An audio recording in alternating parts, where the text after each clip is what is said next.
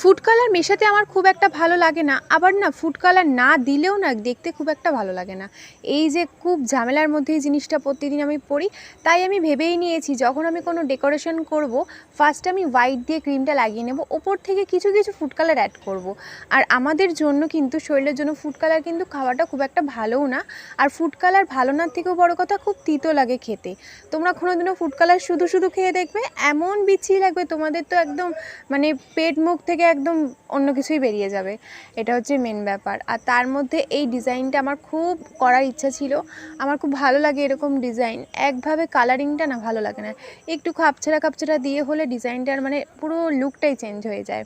সেক্ষেত্রে এরকম কেক আমার খুব ভালো লাগে দেখতে।